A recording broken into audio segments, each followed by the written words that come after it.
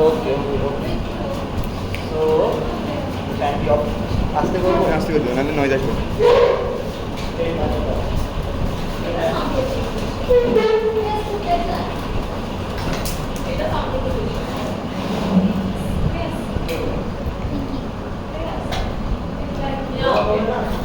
ওকে ওটা অফ করে দাও, অফ করে দাও, অফ করে দাও।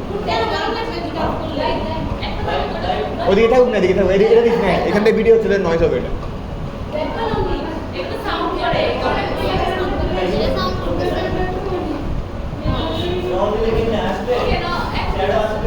না না ঠিক আছে ওকে। এই I'm so sorry to keep you guys waiting. We almost could not do the class today, but thanks to Shanta, see we can do it now. So yes, আমাদের monitor অনেক ভালো আছে. Anyways. So welcome everyone to the second class. So today we're gonna study through the beta blockers and then we'll try to finish the whole nervous system. Okay, so I'll go a little bit fast. So in the last class we talked about the adrenergic receptor distribution. Just recapping, alpha 1 receptor. What is its function? Its function is to constriction of smooth muscle, right? Alpha 1 does what? Constriction. Alpha 2 it is feedback inhibition. Negative feedback করবে. Beta 1 Heart. it stimulates Heart. right? Beta 2 it does a bunch of things, okay? It causes vasodilation in skeletal muscle and heart, right? It also causes bronchodilation. The main thing is it causes relaxation, right? It relaxes the urinary sphincter as well, and the urinary bladder muscle as well, right? And then beta 3 it does only one thing, lipolysis, right? And dopa-1 receptor, there are bunch of dopamine receptors. We don't care about others, right? We only care about dopa-1. It causes what? Dilation of renal artery. Okay, so we discussed about the indications of alpha 1 receptors, right? Alpha agonist. Now we're talking about the contraindications. Or we're talking about contraindications. So just recapping, what are the indications? Alpha 1 agonist ওরা কি করবে? They constrict the smooth muscle. So what are the indications of alpha 1 agonist? We discussed it is used for control of hypertension. Why in hypertension the blood vessels are constricted, so blood pressure is high. If you give alpha 1 antagonist ওরা কি করবে? They will dilate the blood vessel. Dilate করলে pressure কি হবে? বেড়বে নাকি কমে যাবে? Right? So alpha 1 antagonist, it's one of its uses was hypertension. It was used in benign prostatic hypertrophy. In benign prostatic hypertrophy, what happens? The prostate is enlarged. What is the symptom of that patient? Painful micturition. Yeah, urinary retention, right? It usually happens in older individuals. Those like this is the bladder. We've already discussed, right? This is the prostate. If the prostate is enlarged, it will compress on the urethra. If the urethra is compressed, the person cannot micturate. Okay. In that case, also alpha 1 antagonist, it will relax the bladder smooth muscle, allows the bladder prostate to expand. Prostated capsule relax করে দেবে, expand করবে, then the person can micturate. Others are it improves the vasospastic disease, Raynaud's disease, Burgess disease, in which there is peripheral vascular diseases. In those diseases, the blood vessels they are constricted. So if you give alpha 1 antagonist, what will happen to the blood vessel? Dilate open and constrict open. Dilate open. So if the blood vessel, peripheral vascular disease, they are constricted. If you give alpha 1 antagonist, it will dilate. Okay. So I'm not going to go. We've discussed all of these, right?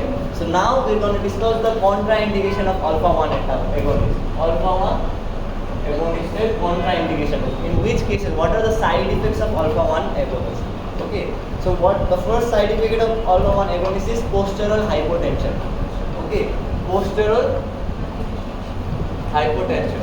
Okay, can anyone tell me what is postural hypotension? দাঁড়াই গেলে হচ্ছে patient. Yes. So someone said it's the kind of hypertension that happens during the change of posture. Okay, so whenever you're sitting and when you stand up from the sitting position, due to the effect of gravity, the blood, especially in the upper region of the body, it falls down. So blood pressure falls. Especially blood going to the brain. There is less blood going to the brain due to the effect of the gravity. So usually what happens in physiological condition? Have you guys studied the baroreceptor mechanism? Right? So in normal people, when you stand from the sitting position, do you get hypotension? No, we will be fine, right? Why are we fine? Because when we stand up from a sitting position, what happens is the blood pressure will fall, right? But this will stimulate the baroreceptor mechanism. Baroreceptor mechanism goes to the brain, it will stimulate the heart, and it also causes vasoconstriction. So when you stand up, blood pressure falls in everyone, us. But when the blood pressure falls, baroreceptor mechanism gets activated, which causes cardio acceleration, increased pumping of the heart, and it causes vasoconstriction. So when there is vasoconstriction, the blood pressure rises to normal. So it is so fast. Baroreceptor mechanism is so quick that even though when you stand up, even though the blood pressure falls, it only falls for some microseconds only. It goes back to normal. That's why you don't feel dizzy. Okay. But what are we doing here? In alpha 1 antagonist, আমরা কি করে ফেলছি? সব blood vessels কি করে ফেলছি?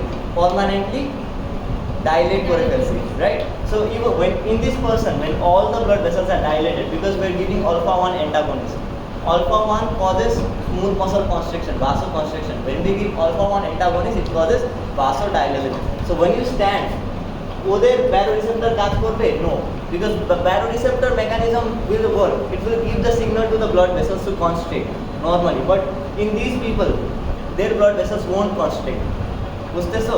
In normal baroreceptor mechanism, blood pressure rises again back to normal because of the constriction. But in alpha 1 antagonist patient, the blood vessels won't constrict. That's why can their blood pressure come back to normal when they stand up? That's why they will have postural hypotension. Okay, so this is the main contraindication or the side effect of all vasodilators. Okay, not only alpha 1. So remember this: all vasodilators have the same contraindication, that is postural hypotension. Right? Because if you dilate the blood vessels, the baroreceptor mechanism won't work because the blood vessels won't constrict. When you stand up, you will get postural hypotension. Okay. Now, the thing is, so we know we need to give alpha 1 antagonist to people in order to control that hypertension. Hypertension control করার কোনো people. But we also know that they will also have postural hypotension. So how do we prevent this postural hypotension? Yes, drop at bedtime. Okay, another thing.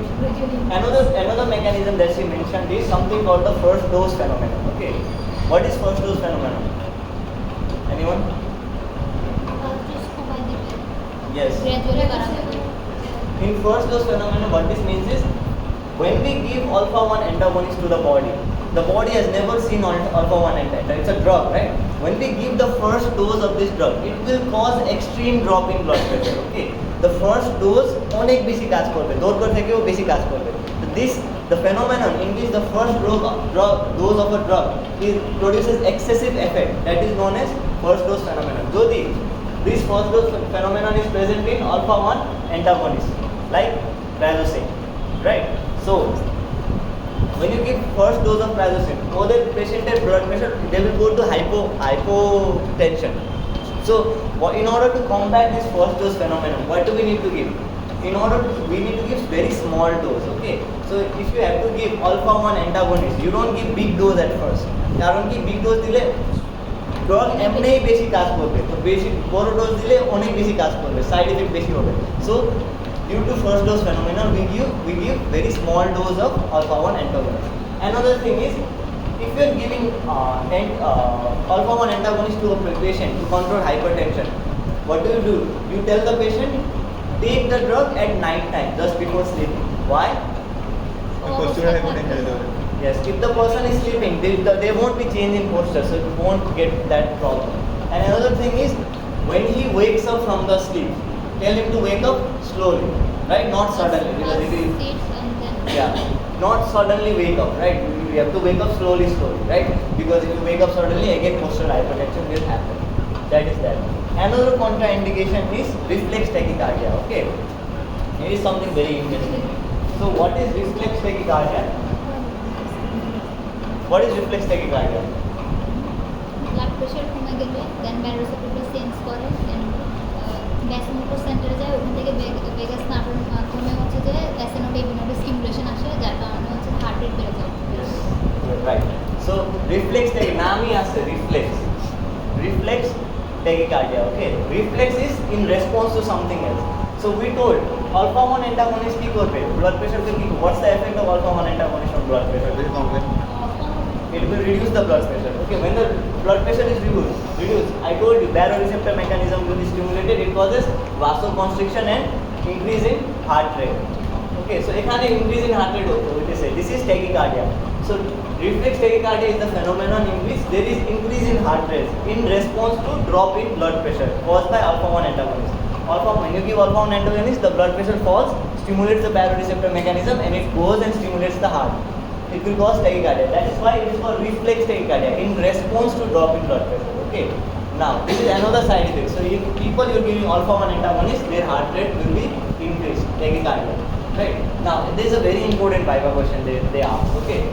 As we told you, there are two types of alpha 1 antagonists. One is specific, another one is non-specific. Right. Specifics was prazosin, and the non-specific was phenoxybenzamine. Okay, so which one of them will cause more reflex tachycardia? Phenoxybenzamine. Why? Alpha receptor tachycardia and also alpha 1 receptor Yes, that's right. So prazosin, it is specific, so it only works on alpha 1 receptor.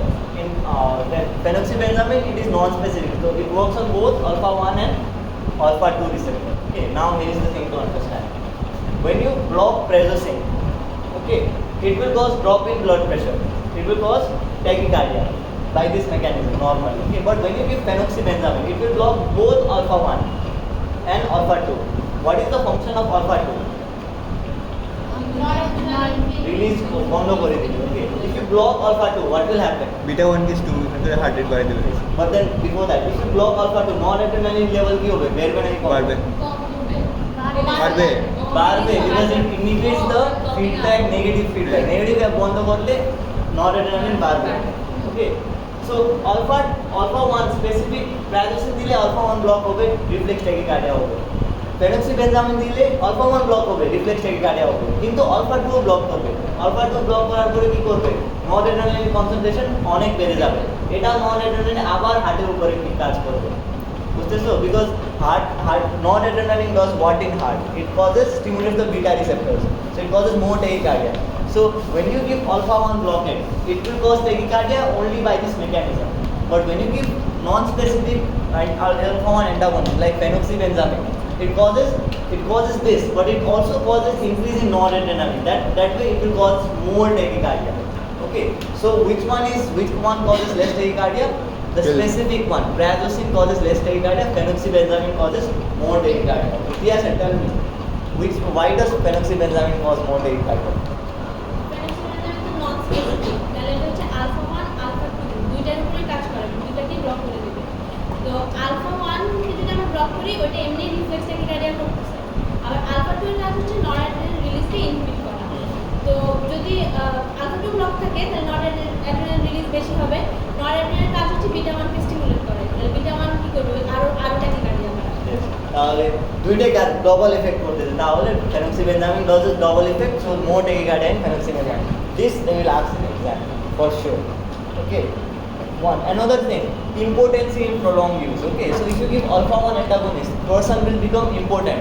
Okay, now how can you explain that? Can impotent হবে? If you give ejaculation বন্ধ করে দেবে. how does ejaculation prevented? ওই যে alpha 1 হচ্ছে first ডিফারেন্সকে constrict করে ejaculation করে, কিন্তু আলফা 1 বন্ধ করে দিলে ইজাকুলেশন হবে না. Okay, so Amana, can you say how does alpha 1 antagonist cause failure in ejaculation? We'll explain. Okay. So alpha 1, as I told you, it is present in the very quickly we're gonna go. It is present in the vas deferens. Okay, this is your testis. This is your epididymis. This is your vas deferens. Okay, the sperms that are produced in the testis, they are present in the vas deferens. Okay, in order for them to be ejaculated, you need to constrict the smooth muscle that are present within the vas deferens. Okay, it's like pitch carrying. Okay, if you have to constrict it, here the pressure will be created that will push the sperm outside. Right? If you give alpha 1 antagonist, will this smooth muscle constrict? When the smooth muscle does not constrict, because we're blocking the alpha 1 receptor here, yeah? Right? When you stimulate the alpha 1 receptor, it will constrict, it will cause ejaculation. If you block it, will there be constriction of the smooth muscle? No. If there is no constriction of smooth muscle, will the sperm go out? So when you give alpha 1 antagonist for prolonged period, it causes impotency because it will cause failure in ejaculation.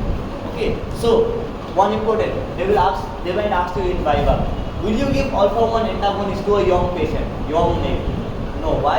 Because it will cause impotency. Okay, now the interesting thing is, this impotency is reversible. Okay, it is important. It will only happen as long as you give the drug to the patient. When you stop the drug, আবার কাজ করবে এটা, তারপর আবার করবে। কিন্তু we are giving alpha 1 antagonist for the treatment of what disease? Hypertension. Hypertension is a chronic or acute condition.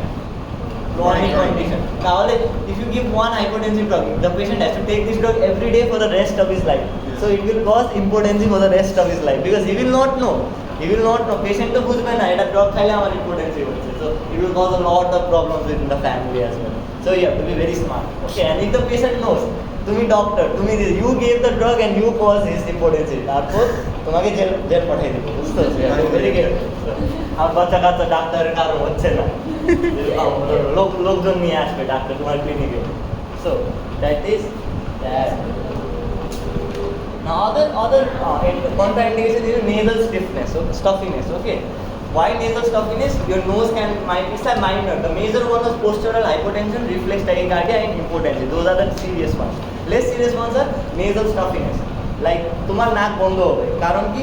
When you give alpha 1 antagonist, blood vessel constrict হবে or dilate হবে? Dilate হবে. So blood vessels going to your nose will also get dilated. That will cause more secretion of nasal mucus. It will block your nose. That is nasal stuffiness. Another side effect is red sclera. Your sclera, your eyeballs might be red. Why? Red sclera. মানে your eyes will be red. Why? Corneal আছে। It's the same. Everything relates to vasodilation. Okay. When the renal blood vessel, like the blood is going to the sclera, they are dilated. They will have more blood, so your sclera will be red. Okay, that is that. Another one, the other ones are not nausea, vomiting. It's in every drug. Okay, so the main ones are, what are the main contraindications of alpha 1 blockers? Shanta, what? Alpha 1 antagonist and contraindication কি কি? Reflex tachycardia, postural hypertension, nasal congestion, and red sclera. আরেকটা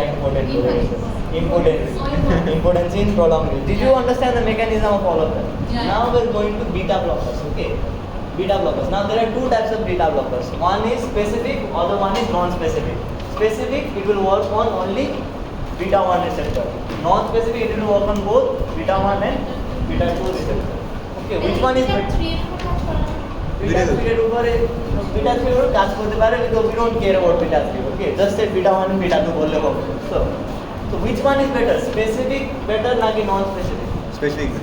কেন? কারণ ওইটার উপর কাজ করবে, adverse effect কম হবে। Yes, side effect will be. Always specific drugs are better because non-specific it will work on other sides as well. We don't want that. ওটা control করার অনেক কঠিন, ওটা অনেক সাইড ইফেক্ট করবে। So always specific drugs are better than non-specific most of the time because they don't do any side effects that much. Okay, so one of the examples of non-specific drugs are non-selective and selective. Okay, propranolol. Okay, non-selective is propranolol. Okay, selective. And then the specific one is atenolol. Okay, you can remember the drug's name at home. Okay, I'm not gonna discuss about drug's name. Okay, it's difficult. Even I don't know. Well, we just talk about the mechanism. That's what the understanding part is. Okay, so what are the indications of beta blockers? Okay, one of the indications of beta blockers is hypertension. Okay, how does beta blockers work in hypertension? Beta blocker Beta blockers কি করে? What is the effect of beta blocker? ওই Beta 1 কে block করলে কি হবে? Heart rate কি হবে? ওই beta systolic BP race না হার্ট রেট কমবে, তারপর হচ্ছে ফোর্স অফ কন্ট্রাকশন কমবে, Yes. কন্ট্রাকশন করে If you দিবে। block beta 1, it will cause decrease in heart rate because beta 1 causes increase in heart rate, decrease in myocardial contractility, decrease in force of contraction, right? All of those things. Along with that, beta 1 also cause renin secretion from the kidney. So it will decrease renin secretion as well. Right? These are the. So if you give beta blockers and it will block beta 1 receptor, what will happen? Heart rate, it will be reduced. Renin secretion will be reduced, and then myocardial contractility will be reduced. Okay, so when heart rate is reduced, Okay, what was the formula for blood pressure? Was total peripheral resistance times cardiac output. If you remember, right? So if the heart rate is reduced, which one here will be reduced? Cardiac output কি হবে? কমে যাবে কমে যাবে. So if cardiac output is reduced, what will happen to the blood pressure? Because this is the equation, right? Because if the heart is pumping less blood is going to the circulation. If less blood is going to the circulation, the less blood, like it will produce less force on the blood vessel. The blood pressure will fall. So can we use beta blockers for treatment of hypertension? Yes, right? So one of the indication is treatment of hypertension. There are multiple mechanisms. One mechanism is directly reduces the cardiac output.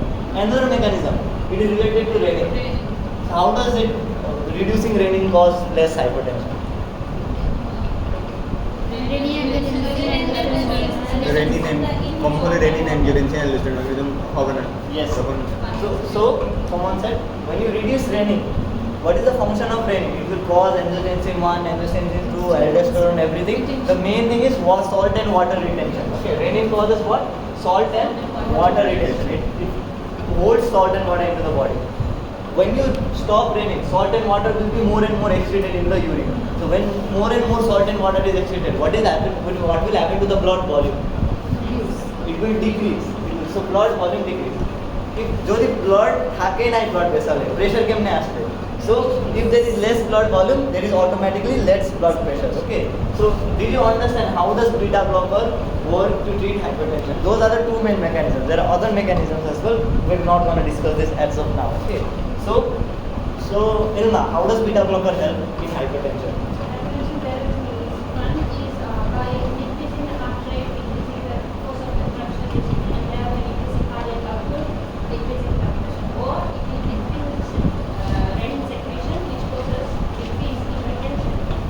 Of what? Retention of water. Blood volume. Yeah, blood volume and then blood pressure is reduced. Right. Everyone got it? Yes. Then the other ones are related to the heart. Okay, beta blockers. One of the indications is anti-angina. Okay, what does angina mean? Angina মানে কি? ব্যথা খুব চিনচিন করে Chest pain. Angina means chest pain. Okay, due to cardiac origin. Okay. Chest pain অনেক ভাবে হতে পারে, lung disease এও হতে পারে. That is not angina. Chest pain due to heart. Okay. In angina, the basic mechanism is this is your heart, less blood is going to the heart. Okay, if there's less blood is going to the heart, will become ischemic. It will start saying I'm ischemic, I'm in pain. So there will be heart break. Okay, and then there will be heart pain like that. Anyways, okay. So how does beta blocker help to reduce angina pain? How? হয়তো oxygen demand কমাই দেবে Yes, it reduces the oxygen demand. Okay, because here in angina the main problem is the heart is not getting enough oxygen. Heart is ischemic. Okay, if you reduce the heart rate, if you reduce the myocardial contractilities, will the heart require a lot of oxygen? So when you reduce the oxygen, well, you are not doing anything to improve the circulation supply, but demand komai diso. So if you're reducing the demand according to the less supply. So then the heart will be okay. Okay, so it relieves the symptoms of angina by reducing the oxygen demand of the heart. How does it reduce the oxygen demand? It reduces the oxygen demand by reducing the heart rate and myocardial contractility because it blocks beta blocker, blocks the beta 1 receptor. Right? Everyone got it? Now it is also used in arrhythmia. What is cardiac arrhythmia? It is abnormal beating of the heart, right? So in abnormal beating, arrhythmia, the heart rate is very high. Okay, the heart is beating very fast. Okay, so if we do beta 1 blocker, it will reduce the heart rate. So the heart will get time to, we need to relax the heart in arrhythmia. So when we give beta blockers, it blocks the beta 1 receptor, it relaxes the heart, so it treats the cardiac arrhythmia. Arrhythmia কি হচ্ছে heart তাড়াতাড়ি অনেক বেশি দরকার থেকে বেশি beat হতেছে. So in order to treat arrhythmia, we need to calm the heart down. So we give beta 1 blocker, it will reduce the heart rate, it will calm the heart down. Treatment of arrhythmia. Another one is treatment of myocardial infarction. It is the same as this thing. In myocardial infarction, there is complete loss of blood supply to some area, right? So if you reduce the oxygen demand of the heart, here also the demand will be reduced, right? Myocardial infarction and angina, they have the similar mechanism. In both of the cases, we are reducing the demand so that even though there is less blood supply, the heart is not asking for more oxygen, so the symptoms might improve. Another one is obstructive cardiomyopathy. Okay, obstructive cardiomyopathy. What is obstructive cardiomyopathy? Anyone knows? Obstructive. It is like this. This is your left ventricle. Okay. This is your arch of aorta. In obstructive cardiomyopathy, there is something like an overgrowth of the ventricle. This is a ventricle. There is an overgrowth. Okay. That's why it is obstructing the flow of the blood outside from the left ventricle. Here is the overgrowth of the ventricle. When there is an overgrowth here, is it obstructing the flow of blood from left ventricle? Where does the blood go from the left ventricle? Arch of aorta, right? So this is the arch of aorta. Okay, in obstructive myopathy there is growth here, so it will prevent the blood from going into the arch of aorta. That's why it's called obstructive myopathy. There's obstruction. Okay, so how does beta blocker help in this condition? In this condition there is a physics. Okay, there is something physics going on here.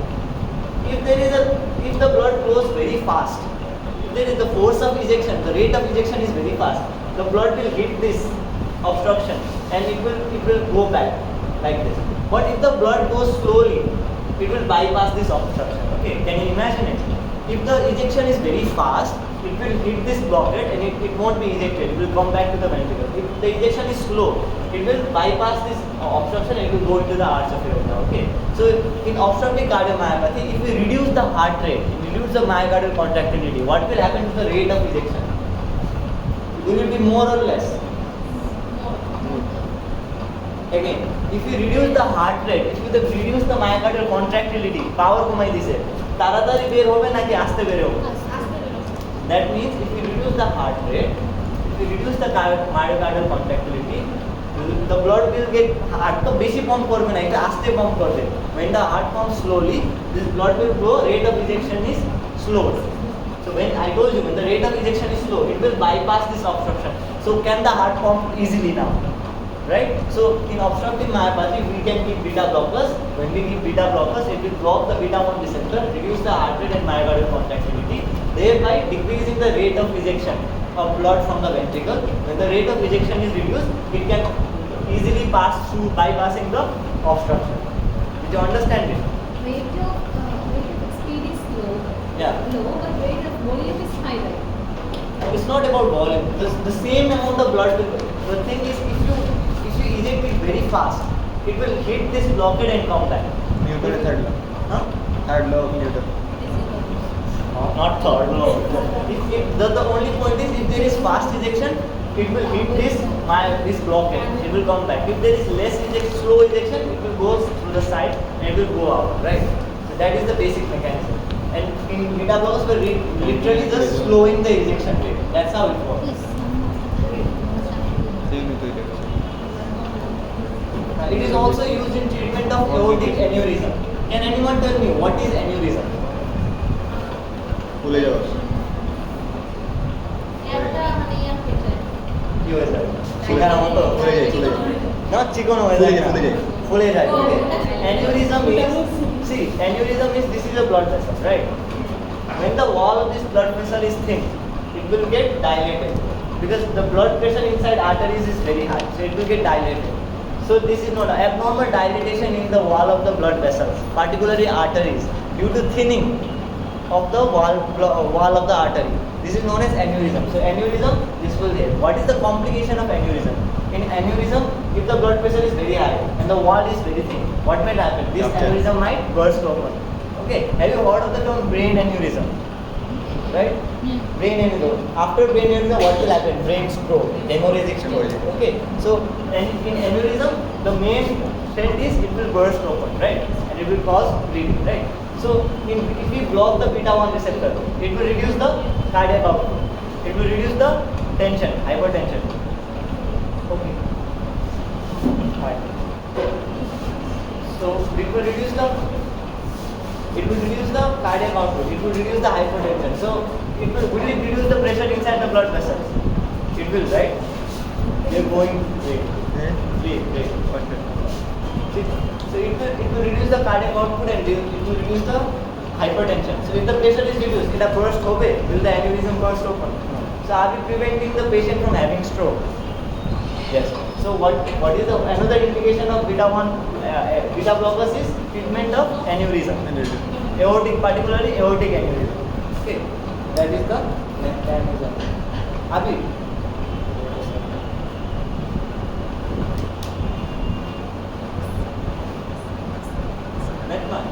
your phone, the note that I shared. Another indication of beta blockers. Another indication is glaucoma. Okay, what is glaucoma? Intraocular pressure बेড়ে গেল Glaucoma. Okay. Intraocular pressure. Rise in intraocular pressure. How does beta blocker help in glaucoma? ওই aqueous humour secretion কমাই দিয়ে এটা intraocular Yes, it reduces the secretion of aqueous humor. In a glaucoma, what is happening? Inside the eye, there is aqueous humor. If the aqueous humor is more, there are two things. Either the production of aqueous humor is more, or the drainage of this aqueous humor is less. Okay, if basic aqueous humor produced, if there is more aqueous humor production, then also the pressure might rise. If this aqueous humor cannot be drained out, this is known. Then also the aqueous humor will rise. Okay, so either the production is more or the drainage is less. That will cause accumulation of excess aqueous humor. Okay, so in the eye there is something called the ciliary body. Okay, here is the lens. Okay, so the aqueous humor comes from ciliary body. Okay, there are blood vessels inside the ciliary body, and from these blood vessels the aqueous humor is produced. Okay, in the ciliary body there are some beta 2 receptors. Okay, there are some beta 2 receptors in the aqueous in the ciliary body. There are some beta 2 receptors in the ciliary body. So what happens is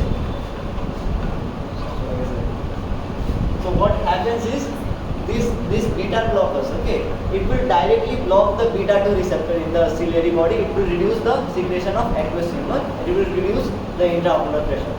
বুঝতেছো জিনিসটা?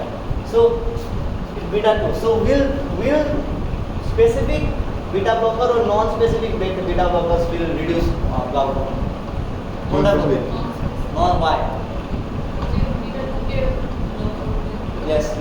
So we need to use non-specific beta blockers because the way beta blockers are reducing glaucoma is by acting or blocking the beta 2 receptor. Beta 2 receptors are present in the ciliary body.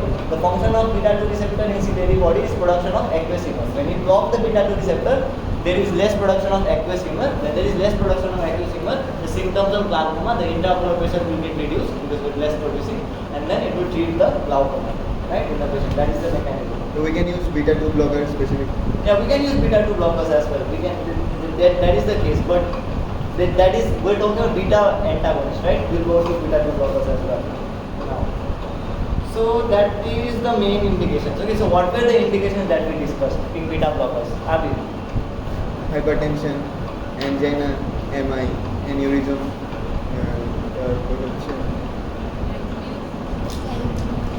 glaucoma. Glaucoma, yeah. These are the main indications. Okay, if they ask you the indication, everything, most of them are related to the cardiovascular system. Hypertension, angina, myocardial infarction, and then aneurysm, and then obstructive cardiomyopathy, and then also go to the eye, glaucoma. If you say this indication, these are the main indications. Okay, then it is also used for the treatment of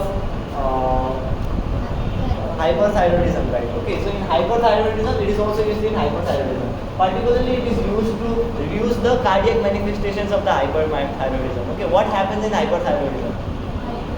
Yeah, excess secretion of T3 and T4, thyroid hormone বেড়ে যায়. The thyroid hormone also stimulate they have sympathetic-like action in the body. They stimulate all the sympathetic systems of the body. Okay, so in hypothyroid patient, what will happen? There will be tachycardia, sweating. Okay, tachycardia, warm hands and feet, right? Weight loss, all of this. Okay, so in hypothyroid patient, the problem is tachycardia because those thyroid hormones stimulate the heart as well. Okay, they have sympathetic-like action. So if you give beta blockers to a hypothyroid patient, will it help to treat their tachycardia?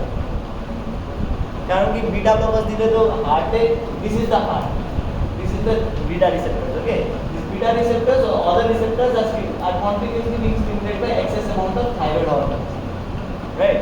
In hyperthyroidism, there is excess thyroid hormone, heart is getting constantly being stimulated, there is tachycardia. If you give beta blockers, okay, these are stimulating the beta receptors as well, right? If you give beta blockers, will it block the thyroid hormone from binding with the beta receptor? Yes. Beta blocker did it. Now, if you give beta blockers, will the heart rate will increase or decrease, right? So in hyperthyroid patient, we give beta blockers to prevent or control the cardiac manifestation of the hyperthyroidism. What are the cardiac manifestation? Tachycardia, palpitation. So in order to control this, we give beta blockers. That is the mechanism. Now these are the easy things. Now let's come to the contraindication of beta blockers. Okay, contraindication. What are the side effects of beta blockers?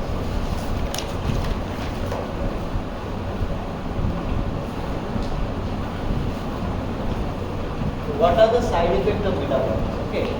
The side effects of beta blockers are one of the most important side effects of beta blockers is asthma. Okay. Now, can anyone explain how does beta blockers cause asthma? Side effects में contraindication Contraindication side effect is like similar. Contraindication is like a severe form of side effect. This is a severe form asthma, so it's a contraindication. Okay. So how does beta blockers cause asthma? ब्रोंकोकॉन्स्ट्रिक्शन को beta 2 के block करे Bronco You guys know that, right? I'll just go very quickly. Beta non-specific beta blockers, they block both beta 1 and beta 2. What was the function of beta 2? Bronchodilation. So when you give non-specific, it will block this, it will block this. When it blocks beta 2, it will cause bronchoconstriction. That might aggravate asthma. Okay, so one of the contraindications, we don't give beta blockers to patients who have asthma. That is that. Another, bradycardia, heart block. Okay, patient who has bradycardia and heart block. What is heart block? What is heart block? Yes, heart block is blockage in the transmission of nerve signal from SA node to every node. Okay, so if you block beta 1 receptor, one was the function of beta, it increases the speed of conduction of nerve signals within the heart, right? So in heart block patient, the patient is already having difficulty sending signals. So if you block again further, will it increase the heart block? When you block beta 1 in heart block patient, the signals are already not passing. Okay, but if you block beta 1, whose job is to increase the rate of passing of the signal. When you block it, will it increase the heart block? To me, when you block the beta 1 receptor, it will further not allow the signal to pass through. Right? So we are aggravating the heart block patient. So we won't give beta receptors in heart block, right? And it also, we don't give beta blockers in bradycardia because beta blockers cause more bradycardia, already bradycardia. Repeat करो ना मुझे नहीं hand block In heart block patient, okay, in heart block patient, what is happening? The signals are not getting transmitted from SA node to AV node. Signals are not getting transmitted. Okay, what was the function of beta 1 receptor? It increases the heart rate. It increases myocardial contractility. It increases the rate of transmission of nerve signals. Right? So if we block this beta 1 receptor, what its job was to cause transmission. In blocking, will it cause transmission? No. So we are already problem as we are again increasing the problem because if beta 1 receptor was not working normally, it would help transmit the nerve signal. But if you give beta blockers, it will not. It will further inhibit the transmission of signal. So we don't give beta blockers in heart block patient because the patient has already difficulties transmitting signal. If you block the beta 1 receptor, it will further increase the transmission of the signal. So it will increase the heart block. And also you don't give these in bradycardia patient as well. Why? Bradycardia में heart block के beta blocker के ना देखो ना. हमने heart rate को मारो, heart rate को मारो. Yeah, right. So in beta blockers, the function of beta blockers was to reduce the heart rate, right? In bradycardia patient, the problem is reducing the heart rate. The heart rate is already less. So if you give beta blockers, it will be even more less. So it will increase, right? Now another, the interesting one here is we don't give beta blockers to diabetic patients. Okay, Shantan, beta blocker diabetic patient के क्यों दिवा? What is the relationship? Okay, here in non-specific beta blockers, okay, what will it do? It will block which things? Non-specific. Beta 1 and beta 2. The function of beta 2, one of the functions was it increases the blood glucose level. Right? It causes glycogenolysis and gluconeogenesis. Okay. So when you give non-specific beta blocker in diabetic patient, what is the so when you give non-specific beta blocker, it will block the beta 2 receptor. So it will block gluconeogenesis and glycogenolysis. So it will decrease the blood glucose level. Okay. So if a diabetic patient is taking insulin, okay, what is the function of insulin? It reduces the blood glucose level. Okay. So insulin is working, but on top of this insulin, you give beta blockers, right? It will further decrease the blood glucose level. So insulin the MNA cast करते हैं, but you are further decreasing the blood glucose level. So it will cause hypoglycemia. So did you get it? So by blocking beta 2, it will cause further hypoglycemia on diabetic patient who are on insulin. Okay, that is that. Another thing is, when a patient goes to hypoglycemia, what are the symptoms that he gets? Restlessness, sweating, tachycardia, palpitations, those symptoms, dizziness, all the symptoms, right? But in this patient, for example, main symptom is palpitation. As soon as a patient feels that he is hypoglycemic, he is going a diabetic patient, or मुझसे कि his blood glucose is less, he will start getting palpitation. Okay, tachycardia, sweating, right?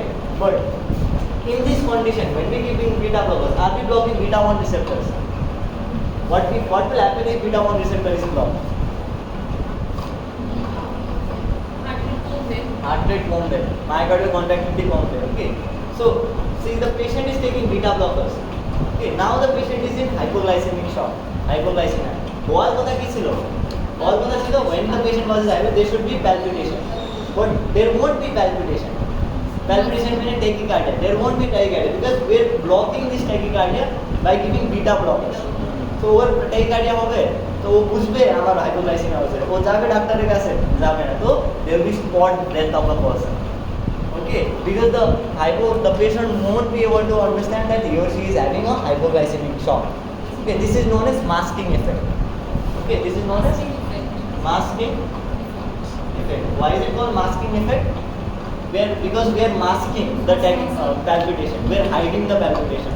So that's why in diabetic patient who are on insulin, we don't give beta blockers. Because you tell me why.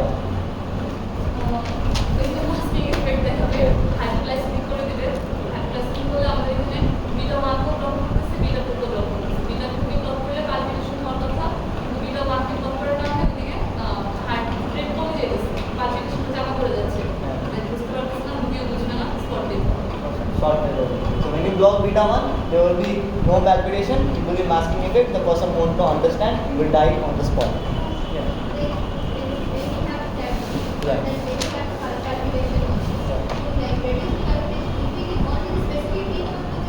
Yeah, if you give specific beta blockers, but then specific beta 1 also will mask the heart rate, right?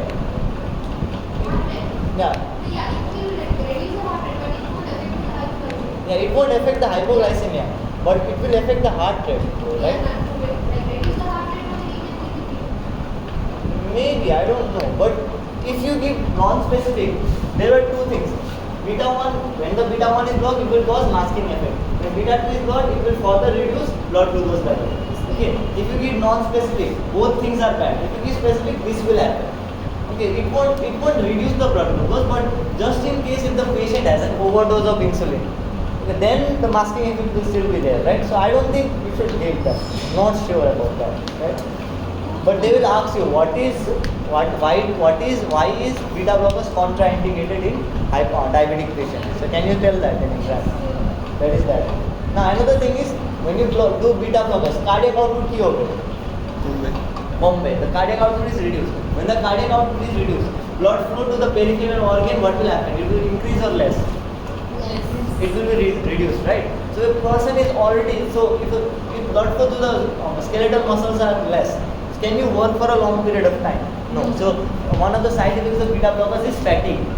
Okay, muscle fatigue. That is another side effect because due to less cardiac output, less muscle blood is going to the muscle. Okay. Now another thing is rebound effect. Okay, what is rebound effect? What's the rebound effect? Rebound effect of beta blockers.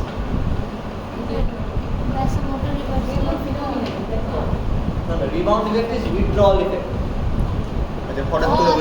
Yes, that is called rebound effect. Okay, so you already know, right? When you give beta blockers for a long period of time, what will happen to the beta receptors in the heart? Okay, you're constantly blocking them. So the heart will auto-regulation. More receptors will come here. Okay, so giving. So suddenly one day you tell the patient, don't take the beta blockers. Okay, so you suddenly stop the beta blockers. But what has happened to this receptor? There are only receptor বেড়ে গেছে না? So when you suddenly stop, all these receptors will be suddenly open. Okay, so this endogenous neurotransmitter, endogenous norepinephrine, it will suddenly get so many receptors, abnormally large amount of. This will cause increase heart rate. It will cause tachycardia, arrhythmia. It can even cause death. Okay, so whenever you have to stop beta blockers in a patient for any medical condition, you don't stop them right now. Okay, you want to stop them. You want to gradually reduce the dose, right? That's why, because this is known as rebound effect. It happens due to upregulation. That is that. So these are the contraindications. So Zara, can you tell me the contraindications? Okay. Tiyasha, can you tell me the contraindications of beta blockers? কোথায় কোথায় দিব না? Heart ব্লকে দিব না। Heart ব্লকে দিব না, তারপর হচ্ছে ডায়াবেটিক পেশেন্ট যারা ওদেরকে দিব না, তারপর কাকে দিব না? তারপর হচ্ছে যাদের ব্র্যাডিকার্ডিয়া আছে ওদেরকে দিব না। And another side effect is rebound effect. We don't stop the thing. So main thing is diabetic patient, asthma patient কেও দিব না, কারণ beta 2 stimulate করবে। Diabetic patient, asthma patient, heart block, bradycardia patient. So these patients, heart condition patient and asthma and diabetic patient, we don't give beta blocker. These are contraindication of beta blocker. Did you understand also? Rebound effect এটা যে pharmacodynamics হ্যাঁ same rebound effect of regulation. Ischaemia হয় Ischemia, yeah. Because it suddenly increases the workload of the heart. No, when you suddenly block it, when you suddenly block it, অনেক receptor আছে না?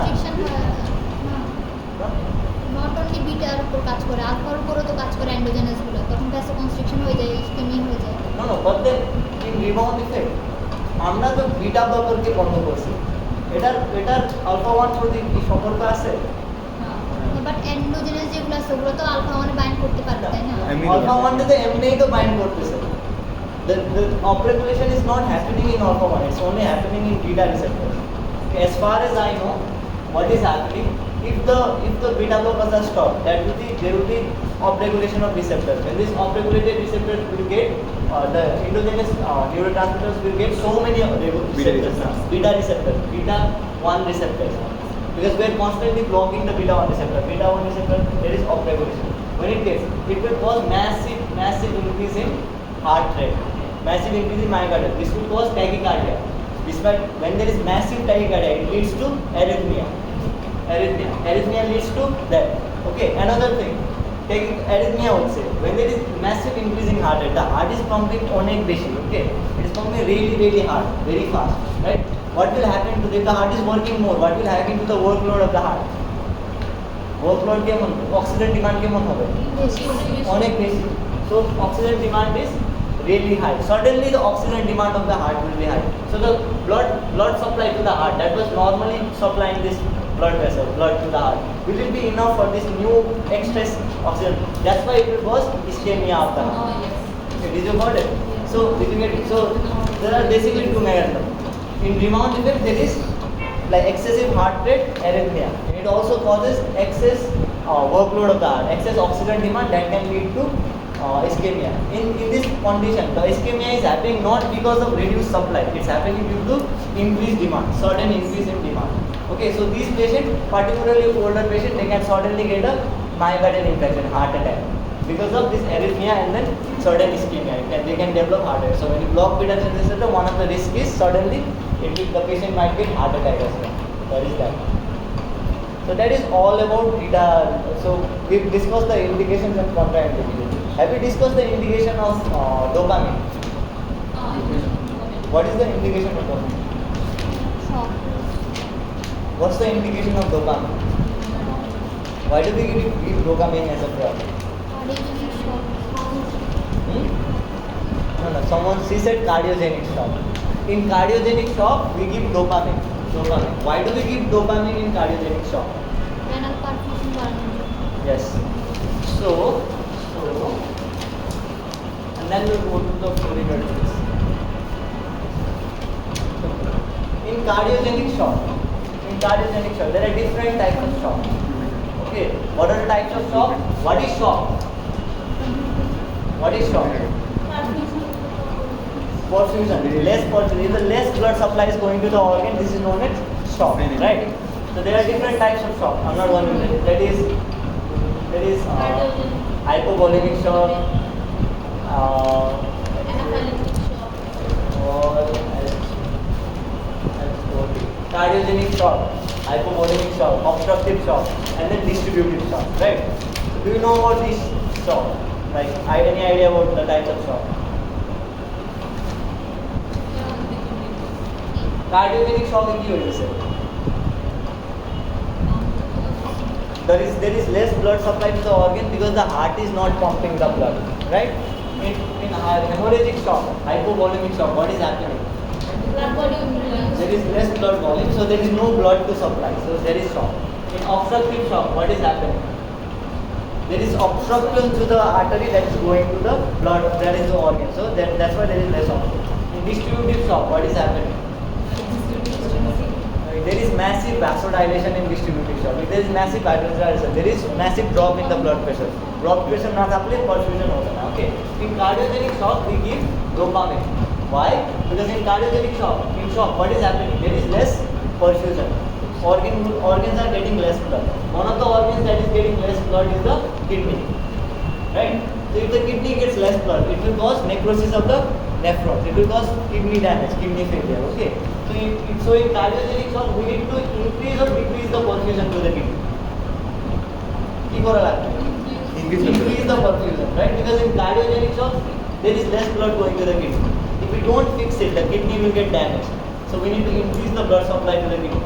So what are the receptors here? Dopamine 1, D1 receptors are there. If you give low doses of dopamine, it will go and bind with the D1 receptor, it will cause vasodilation of this renal artery, it will increase the perfusion. So one of the indications of dopamine is low doses of dopamine are indicated to prevent renal failure in cardiogenic shock. Okay, did you understand? Yes, tell me. In cardiogenic shock, কি হইতেছে? Less blood supply to organ. This is your organ, blood কম যাইতেছে. What is the complication? If the blood is going less, what will happen to the organ? Necrosis হবে. Ischemia হবে, তারপর necrosis হবে. So in cardiogenic shock, this is your kidney, this is your blood vessel. এখানে blood বেশি যাইতেছে নাকি কম যাইতেছে? Shock এর কম যাইতেছে. কম গেলে কি হবে কিডনি? Necrosis হবে. In order to prevent necrosis, blood flow বেড়াইতে হবে না? In order to increase the blood flow, এটা artery কি constrict করা লাগবে নাকি dilate করা লাগবে? Dilate. So if you give dopamine, here in the artery there is dopamine D1 receptor. If this dopamine binds to the D1 receptor, it will cause dilation of this renal artery. When the renal artery is dilated, more blood will go to the kidney will survive. Right? So in cardiogenic shock, in order to protect your kidneys from necrosis, we give dopamine. Now, why did I say low doses of dopamine?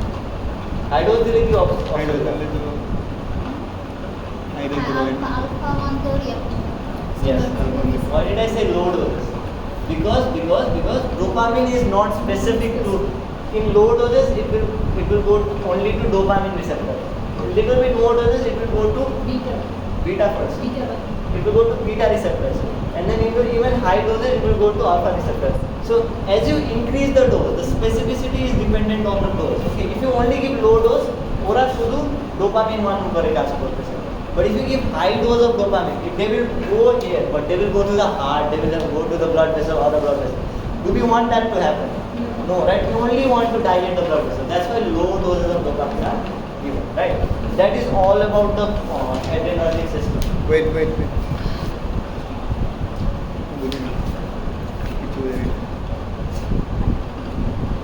এটা জিজ্ঞেস করতে Mr. Beta blockers with simple activity. I don't even know this. পরে বলবো। Mahul sir জিজ্ঞেস করে আচ্ছা একটা ইয়ে আছে না reversal phenomenon of death Vasomotor reversal of death. Recall Vasomotor reversal of death.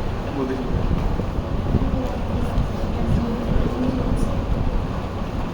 Let me finish the cholinergics first and then we'll go to the vasomotor reversal of এটা death. তো অ্যাড্রিনালিক না হ্যাঁ? এটা অ্যাড্রিনালিক না এটা মনে না, না। আমাকে দেখতে হবে let me finish the cholinergic, then we'll go to vasomotor. The cholinergic system, it is very easy, okay? In cholinergic, parasympathetic, there are two types of receptors, M receptors and N receptors. M is for muscarinic, N is for nicotinic. Why is M receptor called muscarinic? Because it is stimulated by muscarine, okay? What is muscarine? It's a chemical, right? There's a chemical called muscarine which stimulates the M receptor. That's why it's called muscarinic receptor. Okay, and nicotinic receptors are called nicotinic because these can be stimulated by nicotine that are found in your cigarette. Okay, so nicotine can stimulate muscarine. Muscarine is a cholinergic drug. So the bottom line is M receptor they are called muscarinic because they are stimulated by the chemical muscarine, and N receptors are nicotinic because they are stimulated by nicotine. Okay, that's how they get their name. Okay, so there are two types of M receptors. There are M1, M2, M3. Okay, and then there are all others as well, but we only study the M1, M2, M3, right? And then nicotinic there is N, N, and N, M. Okay, what's the location of M1 receptor? It's located in CNS and gastric parietal cell, right? M2 it is located, its function is relaxation. It's located in smooth muscles, right? And then it also causes negative feedback inhibition. No, smooth muscle, cardiac muscle. No, it's in cardiac muscle. Yeah. It's in cardiac muscle. Okay, it causes relaxation of the heart, right? M3 it is present in smooth muscle, right? And there is autonomic ganglia also M1. Right, autonomic. But then is there any indication of this? Yeah, symptom. এটা drop কাজ করে autonomic ganglia by stimulating. It's in CNS and then in gastric parietal cells. Okay, this is in heart. This is in smooth muscles. Okay.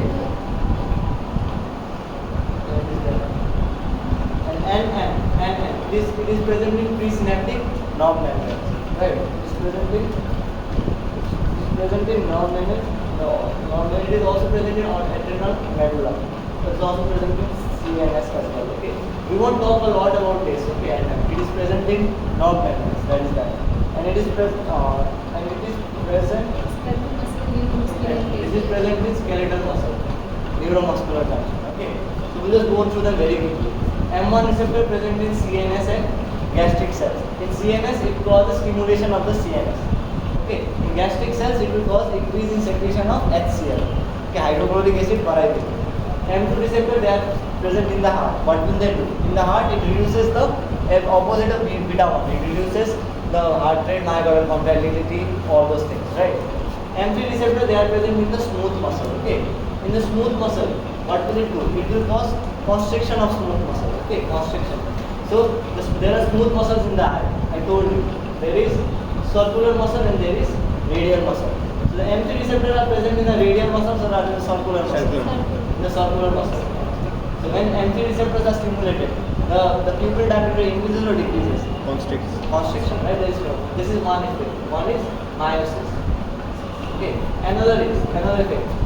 This is your lens, ciliary body. This is suspensory ligament. Okay. This is your lens. This is ciliary body. This is suspensory ligament. Okay. It causes constriction of this ciliary body. Okay. When this ciliary body is constricted, okay, this lens, the tension in this thing, it relaxes. Okay. It's kind of difficult to get your head around. When ciliary body constricts, when this constricts, okay, the suspensory ligament relaxes. Okay, did you get it? When this constricts, this ligament relaxes. So when the ligament relaxes, what is happening is the lens is elastic. Okay, in normal person, if there is high tension in this suspensory ligament, what will happen to the lens? The lens is stretched. But if this is relaxed, it is less tension, what will happen to the lens? It will be more thick. Basic tension delay, lens लंबा होगा, कम tension delay, the lens will be thicker, more rounded. Is it true? Right? So in near vision, what is happening? Near object. In order to see near object, the lens thickness of your lens should increase. Right? Why? Because the near object, the light from the near object, it disperses more. एरकम aspect. That's why the lens should be thick in order to converge this light. When the object is far, the lens. This is physics, right? When the object is far, the light rays from the object they come in a parallel manner. So do we need to? This is more divergent. So the lens should be thick in order to converge it, right? That's what we work. Go ahead, let us.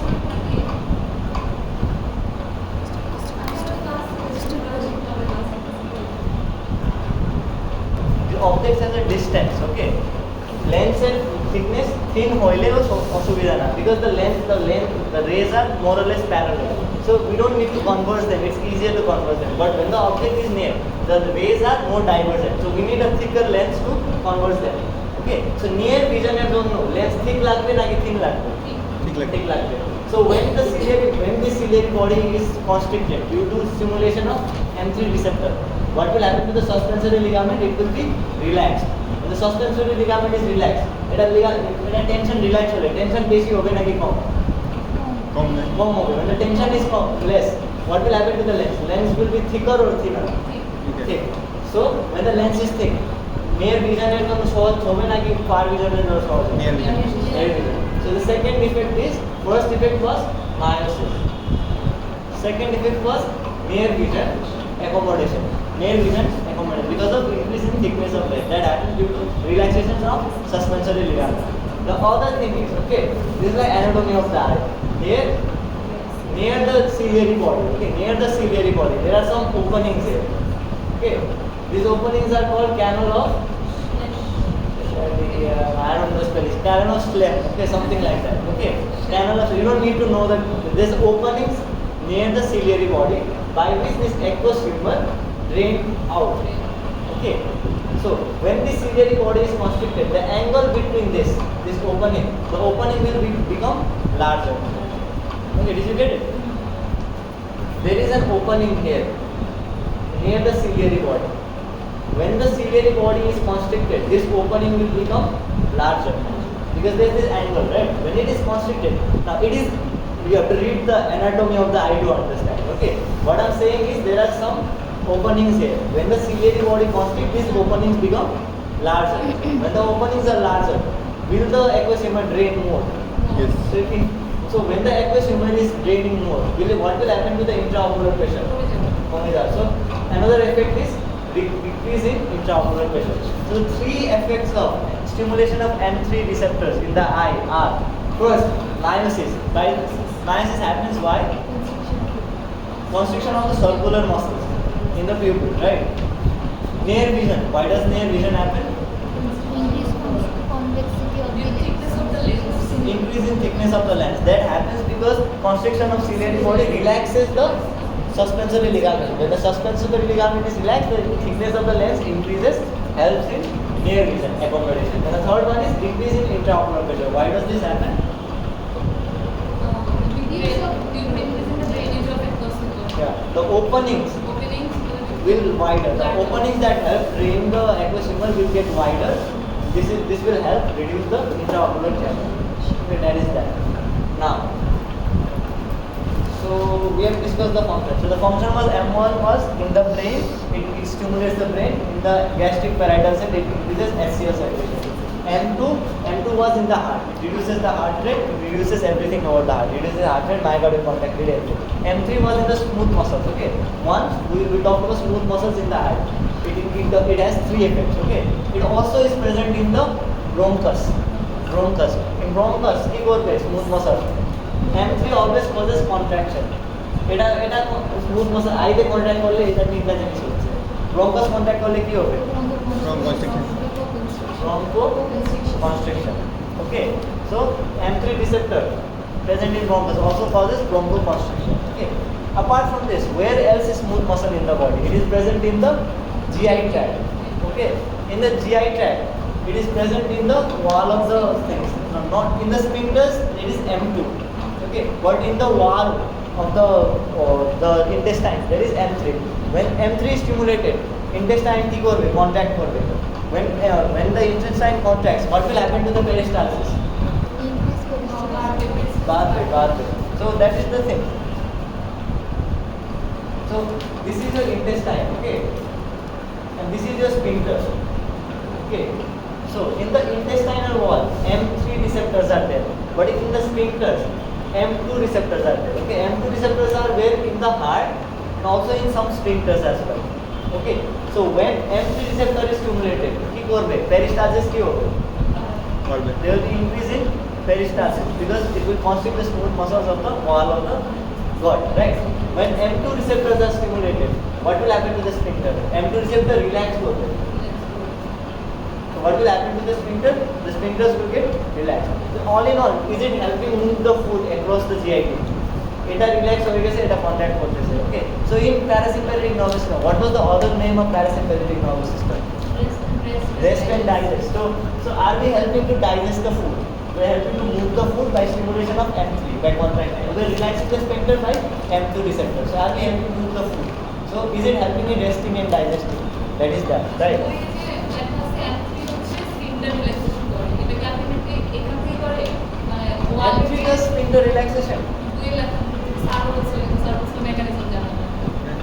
এটা কি এরকম কারণে যে M2 causes M2 man relaxation. বলছে সেটা man বলছে হ্যাঁ M2 করে না? M3 করছিল M2 বলছে M2 বলছে না। M2 বলছে Because M3 always causes M1 and 2 causes relax. It relaxes the heart, it relaxes the sphincter. M3 causes constriction. Right? That is that. Is it M2, right? That's M2. Now, let's look at NM. M1, M2, M3 says. Now, NM. NM is present in the neuromuscular junction. Okay, it is present in the neuromuscular junction. That's why it is M, muscle, right? এটাই confusion ছিল। কোথায় লেখা আছে? M3 relaxation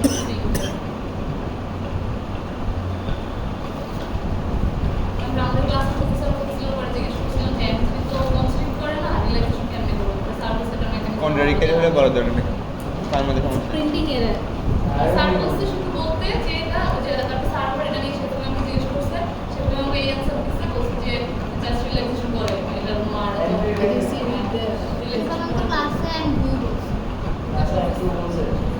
লাগবে না That is contradictory দরকার নেই this contradictory without command. Okay, that is confusing. And I Actually, don't. also there is a printing error, no? There is. Yeah, here, this is decrease in this.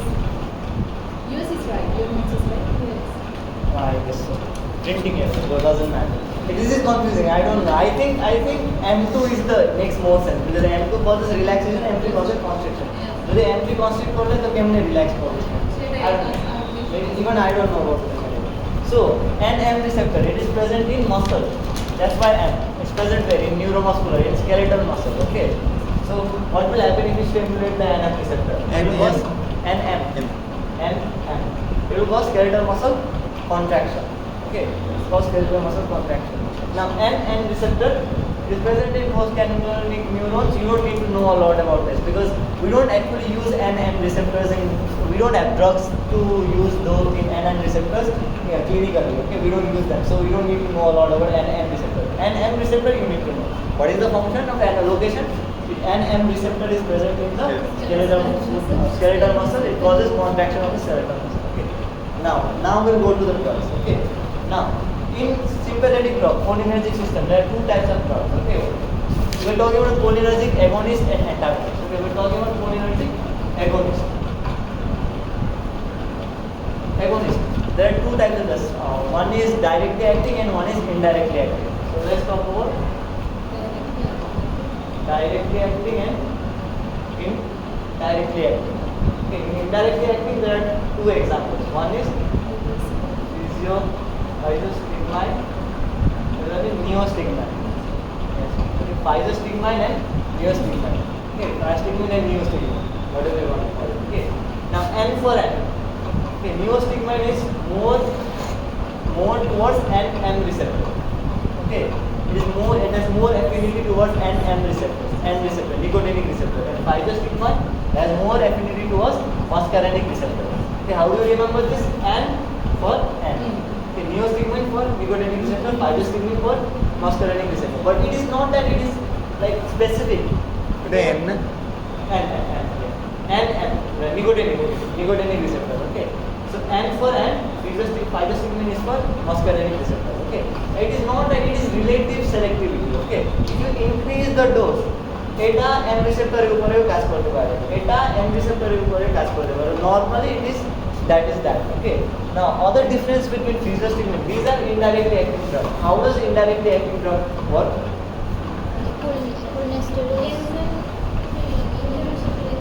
It's not about Yes. Indirectly acting drug work by increasing the amount of ACH in the synapse. They don't directly bind to the receptor, they increase the amount of ACH in the cell. Okay. For example, they prevent the reuptake, they prevent the degradation of ACH, right? So that's how they work. The neostigmine and physostigmine. Okay. The other difference between neostigmine and physostigmine, then we'll go to the indications. Okay, what is another difference? Lipid soluble একটা water Yes. Soluble কোনটা কোনটা আইসোস্টিগমেন হচ্ছে lipid soluble So physostigmine is lipid soluble. Okay. When if it is lipid soluble, can it cross the blood-brain barrier? Yeah Physostigmine lipid soluble, neostigmine is water soluble. Soluble. Okay. Physostigmine is lipid soluble, neostigmine is water soluble. If this is lipid soluble, can it cross the blood-brain barrier? Yes. But can neostigmine cross the blood-brain barrier? No. So this is can cross blood-brain barrier. This cannot cross blood-brain barrier. Another thing is cornea. Okay. Yeah. Lipid soluble drugs, when you put them on the eye with a drop, it can penetrate the cornea easily. This is your eye as a covering for the cornea, right? The more first level. Lipid soluble drugs can penetrate the cornea. Water soluble drugs cannot penetrate. So physostigmine can penetrate cornea, go into the eye.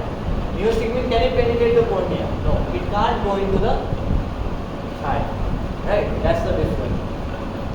So what else is there? That is that. Now let's talk about the indications. Okay, indications of neostigmine and physostigmine. After neostigmine, physostigmine ko use karo. One of the uses of physostigmine. What are the things we have learned? Physostigmine is relatively works on muscarinic receptors. It is lipid soluble. It can cross the blood-brain barrier because it is lipid soluble. It can cross the cornea. Okay. So one of the things is we use physostigmine in treatment of Alzheimer's disease. What is happening in Alzheimer's disease? Antibodies to research Alzheimer's disease is what do you know about Alzheimer's disease? কি হয় Alzheimer's? Neurodegenerative ভুলে যায়, yes. Right? In Alzheimer's disease, the main symptom is loss of memory, right? So why this memory loss is happening? So one of the theories is it's happening due to lack of acetylcholine inside the brain. Okay, if the acetylcholine levels are abnormally low, the person can't remember things properly. That's one of the mechanisms of Alzheimer's. So in order to treat an Alzheimer's patient, do we need to increase the level of acetylcholine inside the brain? Yes. So in this case, do we use physostigmine or neostigmine? Physostigmine. Why? blood-brain barrier. That is one reason. There is another reason related to the receptors. Which receptor was present inside the brain? M1 receptor. M1 receptor was present inside the brain. Right? Right. But if you give neostigmine, will it work on muscarinic receptor? So there are two reasons why we use physostigmine in treatment of Alzheimer's. One, it is lipid soluble, goes inside the brain, can go inside the brain. Another, it works on muscarinic receptors. So in the brain there is M1 receptor. So that's how if you give all physostigmine to Alzheimer's patient, their treatments will be symptoms will be reduced. Now, physostigmine is also used. Huh? M1.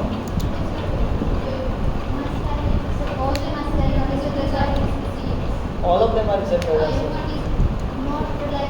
না না NM-টা তো nicotinic Yeah. আর M1-টা তো muscarinic এটার সঙ্গে relation কি But then mostly in M1. না এটা বলছি না। মানে নিকোটিনিকটা তো পুরোটাই আলাদা রিলেশন হ্যাঁ। তাই NM-টা তো তাও নিকোটিনিক হ্যাঁ। এটার সঙ্গে M1 এর সম্পর্ক কি এখানে M1 এর সম্পর্ক কি বলতেছে? হ্যাঁ, যদি নিওস্টিগমিন দাও, হ্যাঁ ও তো রিসেপ্টর বাইন্ড করবে কোথায়? ব্রেনের ভিতরে শুধু M রিসেপ্টর আছে, N রিসেপ্টর আছে না। যদি নিওস্টিগমিন দাও, ও তো শুধু N রিসেপ্টরের উপরে কাজ করছে, M রিসেপ্টরের উপরে কাজ, ব্রেনে ঢুকলেও কাজ করবে না। রিসেপ্টর নাই তো নিওস্টিগমিনের জন্য। তাহলে if you give physostigmine, one, it is lipid soluble, goes inside the brain. Two, it is muscarinic, so it stimulates the M1 receptors inside the brain. As you know, there are all the receptors. M1 is the more. Okay, so I didn't know that. Okay, I don't know everything, right? So all the receptors are there in the brain. M receptor, M1 is the more. That's why I said it will stimulate the M1 receptors in the brain. Okay, that's that. Physostigmine is also used in treatment of glaucoma. Okay, why? ফাইজোস্টিগমিন ওই তো এটা কর্নিয়াতে penetrate করতে পারবে Yes, because physostigmine is lipid soluble. It is can cross blood brain. It can also penetrate the cornea. যদি তুমি নিওস্টিগমিন দাও, there are lots of reasons. ওরা penetrate করবে না, because it is water soluble. Okay, another thing, when it penetrates in the eye, there is M3 receptor. Physostigmine can stimulate all M receptor, muscular M1 and M2. When it goes into the eye, it stimulates M3 receptor. What are the signs of antibody হচ্ছে constrict করবে, তারপরে ওভেরিনটা যেটা Grow over. Canal of Schlemm or something Yeah. It will- ওটা ইয়ে হবে। open up, and then it will cause more drainage of the aqueous.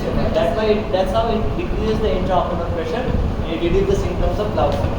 Okay, so what are the indications of physiostigmine? Zara, what are the indications of physiostigmine? Indications is visual soluble. Yes. It can go to the red draw and red barrier. Why do we use it? In which disease will we use it? Alzheimer's disease, right? Another disease was glaucoma. The indications are two: Alzheimer's and glaucoma. Right? Can you remember this much of physiostigmine? Now, neostigmine. Okay, neostigmine. It is used in treatment of myasthenia gravis.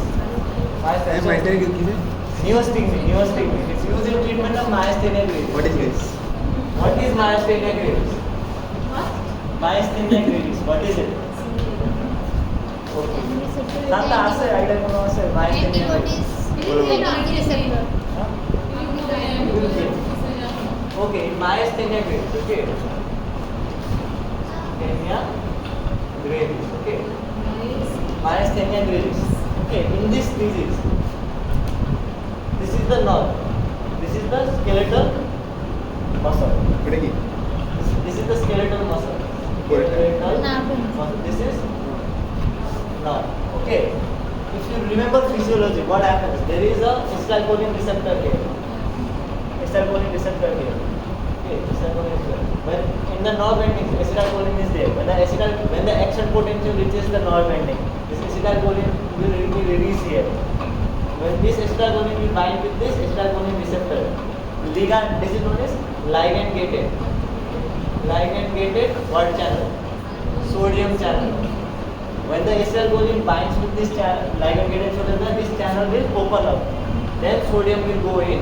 It causes depolarization of the muscle and it causes muscle contraction. Okay, এটা the physiology, এটা বুঝছো? Action potential, ACS binds, opens up the channel, goes and causes muscle contraction. In myasthenia gravis, what happens is there will be antibodies. Okay, antibodies, autoimmune antibodies. It's not supposed to happen. Okay, there will be antibodies produced in the body against this receptor. Okay, the body will produce antibodies which will go and bind with this receptor. The antibody গুলা কি করবে? Normal physiology was there, but now due to autoimmune disorder, the body is freaking out. It's producing antibodies against its normal things. This is normal in the body, but the body is producing antibodies against this receptor. When these antibodies are produced, these antibodies will go where? They will bind with this receptor. So here is the antibody. So যদি এখানে antibody আছে, now can the acetylcholine bind with this receptor? Previously, the receptor has this opening. Okay, theoretically, this is the opening. This is the spot where acetylcholine was going to bind with and cause muscle contraction, right? But now the body has produced antibodies against this receptor. Now the antibodies are binding here. So can the acetylcholine bind here? No. So can the acetylcholine work? So when the antibodies bind, the antibodies won't cause opening of the ion channel. So when in myasthenia gravis, what happens? Myasthenia gravis is the autoimmune disorder. It is an autoimmune disorder in which antibodies are produced against the ligand-gated sodium channels that bind with acetylcholine. When these antibodies bind with this receptor, acetylcholine can't bind with this receptor. When the acetylcholine can't bind with this receptor, will this receptor open up? No. When the receptor does not open up, will there be influx of sodium channel into the cell? When there is no influx of sodium channel, what will happen? Will there be muscle contraction? No. So in myasthenia gravis, the person comes with flaccidity of muscles, paralysis of muscles. In myasthenia gravis, ওদের skeletal muscle contract করতেছে না। কারণ কি? Because of this auto antibodies, they will block the acetylcholine spot so that the skeletal muscles can't be stimulated. Okay. So what are the symptoms? Okay. The person will get fatigue, the person can't walk, there will be paralysis. Okay. So So that is that. There will be grouping of eyelid. Okay. The eyelid muscle, there is palpebral superior muscle, right? You can open your eyelid because this muscle is contract. This is the skeletal muscle. You can control it, right? So when you you can open this eyelid because this is the skeletal muscle contracted. In myasthenia gravis, since this muscle is also affected, the person's eyes will be looking like this, partially open. This is known as drooping of eyelid. The eyelid will be partially open because the skeletal muscle here is not working. Okay. So what is myasthenia gravis? The खराब thing. What the danger lies where? Diaphragm. Is it a skeletal or smooth muscle? Smooth muscle. Skeletal muscle. Because you can control your breathing, right? You can stop it for a second, right? So it's a diaphragm, the skeletal muscle. I told you, myasthenia gravis affects all the skeletal muscle. Currently, it affects this mechanism. When this myasthenia gravis progresses so far that it affects the diaphragm, can the diaphragm move now? When the I don't know, can you breathe? No. So the complication of myasthenia gravis is it can cause in later stages respiratory paralysis, and the person can die because of this. Okay, so the danger of myasthenia gravis is it causes flaccid paralysis of the muscle. This is the mechanism, and then it can cause paralysis of the diaphragm in later stages, and the person can die because of it. Did you get it? Now, so in myasthenia gravis patients, what is the treatment? The treatment, one of the treatment is this inhibition. The antibodies are inhibiting the acetylcholine from binding. Okay, the kind of inhibition is competitive inhibitor, competitive reversible inhibition. Competitive, what is the kind of inhibition happening here? Competitive, reversible. Are you getting me till now? The kind of inhibition happening is competitive reversible inhibition. What do I mean by competitive reversible inhibition? কারণ হচ্ছে একই রিসেপ্টরে same রিসেপ্টরে Yes. Same সাইডে bind করতে Both this and this, they are competing for the same receptor. Okay, it is competitive. That's why this and this are competing for this receptor, and it is reversible because if we increase theoretically, if we increase the amount of acetylcholine in the neuromuscular junction, this will win over this, and this will reverse the symptoms of myasthenia gravis. This will again be able to stimulate the skeletal muscle. That's why they are competitive reversible. They are competing and they can be reversed if we increase the amount of acetylcholine. So how do we increase the amount of acetylcholine? By giving which drug? Physostigmine or neostigmine? নিউস্টিগমিন Why neostigmine? কারণ এটা হচ্ছে N A কাজ করবে neuromuscular জাংশনে Yeah, the neostigmine works in the neuromuscular junction, NM receptors, right? Right. So in NM receptors are kind of here, right? So in neuromuscular junction, neostigmine works. Is it a directly acting drug or indirectly acting drug?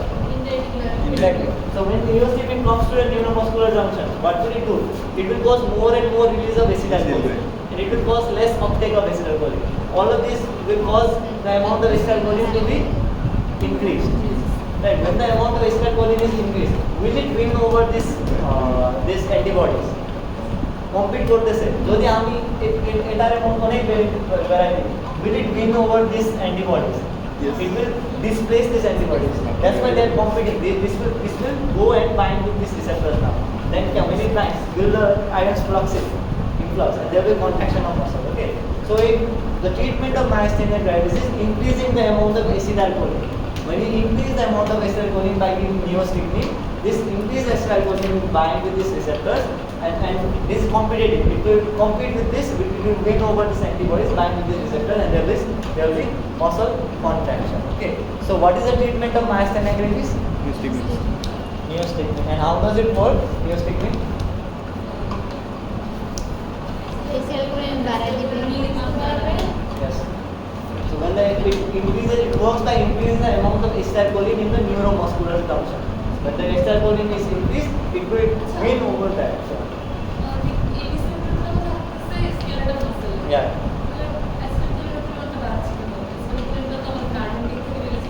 Yeah. neuromuscular Neuromuscular junction junction. What I'm saying is it's more towards nicotinic receptor. Nicotinic receptors are here. Okay, but it's not actually binding to the nicotinic receptor. I'm just selling nicotinic receptor for the location. Okay, it will actually go and bind. It will block the acetylcholine esterase enzyme. Okay, it will block the acetylcholine esterase enzyme that degrades it, and it will also block the uptake of this enzyme. Okay, ওরা nicotinic receptor-এর উপরে কাজ করতেছে না, indirect তো বলতেছে, so they will indirectly increase the amount. how does it increase? By reducing the uptake and reducing the breakdown of the enzyme. Okay, did you get why neostigmine is used in mast? That is that.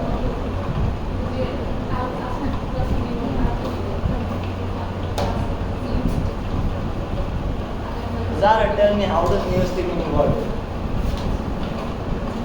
When you give neostigmine, what will happen to the acetylcholine concentration?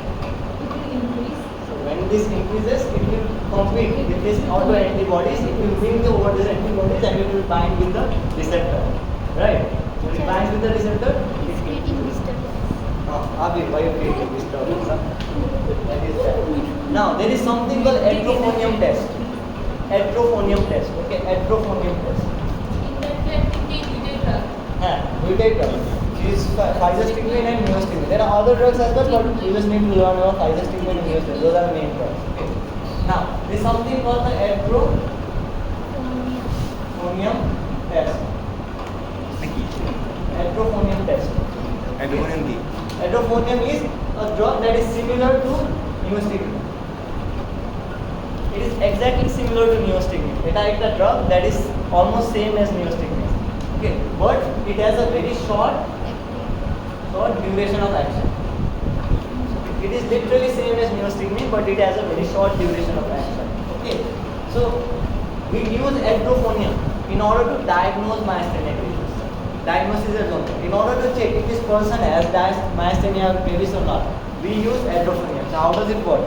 Suppose the person comes to you in your chamber, okay, and the person complains, I have trouble moving, walking, I have fatigue, and then you see the person's eyelid are drooping, right? So all these symptoms are similar to myasthenia gravis, right? So you suspect that this person has myasthenia gravis because he is telling every symptom is similar to myasthenia gravis. How do you confirm the person has myasthenia gravis or not? You do atrophonium test. What you do is you need to actually remember how much amount you need to give and all. Okay, I'm not going to the amount. You give a small dose of this atrophonium to the person. Okay, intramuscularly. Okay, you give small dose of this atrophonium to this person. I'm just creating hypothetical. For example, the patient came, myasthenia gravis patient came and she said, I can't raise my arms like this. कारण कि वो skeletal muscle तो काज करते से ना. So you give an intramuscular injection of atrophonium. You give that injection. Then you wait for 5 minutes. Okay, however long. After 5 minutes, you ask the patient to move their arm. If the patient can move their arm now properly, then that is myasthenia gravis. Why it is myasthenia gravis? Because when you gave the atrophonium, it increased the amount of acetylcholine, right? And then it improved the contractility of the skeletal muscle. And after, I don't know, after 30 minutes, again the effect will go away because it is short acting. Again the paralysis will be there. So if you give the drug, symptoms improve. And after a while the symptoms again reappear. Can you be sure it is myasthenia gravis? It can disappear. Now, when you give the drug, the symptoms disappear because it will improve this, right? But after 30 minutes, I don't know exactly, okay, I'm saying, after 30 minutes the symptoms again come back. Can you say it is myasthenia gravis?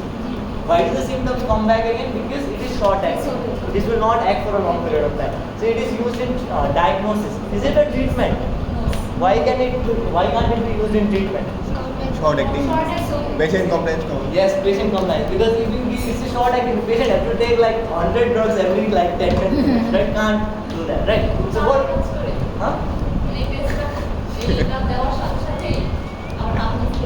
হ্যাঁ দাঁত সাথে সাথে দাঁত মানে 5 minute পরে আর জানি না ওকে I'm just saying but it is soft acting okay you give it then the patient can move after a while the patient can't move it's interesting right this is how you diagnose so this is used for what diagnosis for treatment which is used neostigmine is used for treatment because neostigmine is a longer acting drug than atrophonium did you understand it now there's something called myasthenia crisis and cholinergic crisis. Myasthenia crisis and cholinergic crisis. What is that? Okay. Myasthenia crisis and cholinergic crisis. So myasthenia crisis বুঝছো তো? Myasthenia gravis. Crisis and এটা সবগুলো জিজ্ঞেস করবে হ্যাঁ cholinergic crisis is very simple concept okay myasthenia crisis is due to what due to disease this is due to drug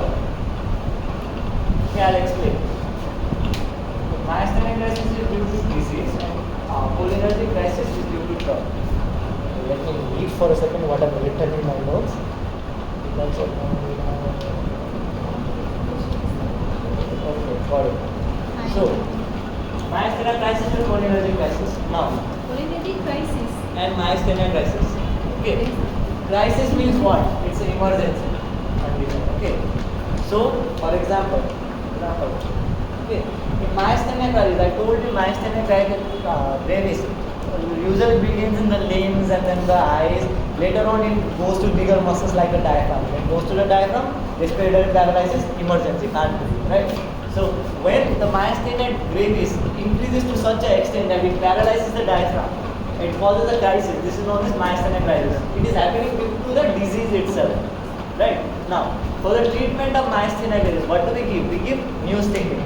Neostigmine causes increase in levels of which neurotransmitter? Acetylcholine.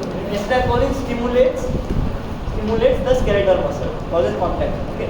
But for example, you told the patient to take neostigmine. Okay, give him neostigmine. But for example, one day instead of giving one injection, he gave 5 injections. Mistake. Okay. Or 3 injections.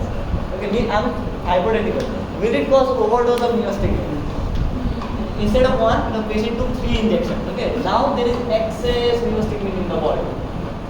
When there is excess neostigmine in the body, what will it do to the acetylcholine? বেড়ে যেত অনেক বেশি অনেক বেশি। There will be excess acetylcholine.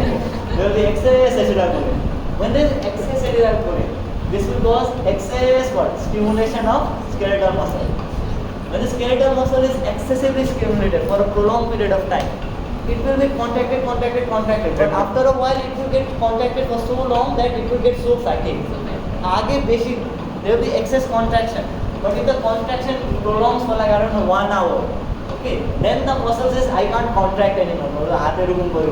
So then there will be flaccid paralysis of the muscle. Okay, so here also there is flaccid paralysis. Myasthenia के वो flaccid paralysis होइसे. So in this patient also there will be flaccid paralysis of the muscle due to excess stimulation of the skeletal muscle, due to overdose of neostigmine. Here also there is flaccid paralysis. But why is the cause? The disease is the cause. Here overdose of the drug is the cause. But you're a doctor. Okay, you're a doctor. Yes sir. Suppose Santa is sitting here. Patient came to Santa. Okay. The man has to bacha ke. Okay. The mother says, okay, what to do? Chotu is not breathing. Okay. Chotu is not breathing. Okay. So Chotu has myasthenia gravis. Okay, we know Chotu has myasthenia gravis. The mother is crying. Suddenly Chotu is not breathing. Okay. Now, and then why is he not breathing? Because Chotu's diaphragm, it is not working. It is paralyzed. Okay, passive paralyzed.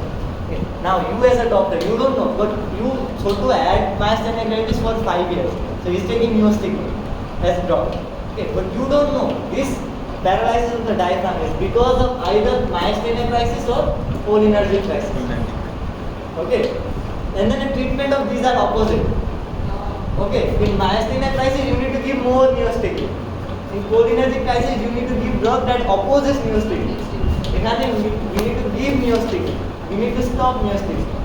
Now you as a doctor, you can't understand whether there is the diaphragm paralysis is due to cholinergic crisis or myasthenia gravis. If you give the wrong treatment, এখানে যদি তুমি neostigmine দাও কি হবে? Further paralysis, মারা যাবে, ছোট মারা যাবে, and you will go to jail. Mashallah. Okay, that will happen. Okay. Yes. So the first job as a doctor, when a patient comes with any symptoms of myasthenia, the symptoms are the same. In both cases, there will be এখন কি করবো আমি? I was the same. So you have to differentiate between this and this, right? Then only you can treatment. So how do you differentiate? History নিতে হবে Not systematic. Test There's a test. ধরে যদি হয় তাহলে হচ্ছে ওষুধ তো খাচ্ছি না ওকে জিজ্ঞেস করতে বলবো না নিউস্টিকমি নিচ্ছে নাকি Here also we give edrophonium. Okay. For this. So when we give edrophonium in this case, okay. So if it is for myasthenia crisis, এখন যদি তুমি low dose of edrophonium, so বেশি dose না, low dose of edrophonium এখানে দাও, তাহলে কাজ করবে কি হবে myasthenia crisis এর সময়? তাহলে improve হবে। হবে না? If you give low dose of edrophonium in cholinergic crisis, improve হবে? হবে না। Even it not get worse, we giving low dose, okay? মারা যাবে না, কিন্তু will the patient improve? Will the patient improve? Isn't it? Heterophonium is similar to neostigmine. Okay. In myasthenia crisis patient, if you give heterophonium, in order to check whether it is myasthenia or cholinergic crisis, you give neostigmine to Chotu. Okay. After giving neostigmine to Chotu, if the Chotu becomes better, he can't breathe again. This is myasthenia crisis. Did you understand? Yeah. But if you after giving heterophonium, the symptoms don't increase. Then this is cholinergic crisis. So after giving that, if the symptoms, if you give the heterophonium symptoms, then you give neostigmine there. Okay, after heterophonium you start neostigmine for the patient, right? But if you give heterophonium, it's not improving. Then you give another drug that reduces the amount of neostigmine. Okay, for example, atropine diva. I'm not sure, but you can give atropine in order to reduce the level of acetylcholine. Anti-cholinergic drug. কারণ কি এখানে তো কি হইতেছে বেশি acetylcholine আসতেছে না, so you can give anticholinergic drug there. Okay.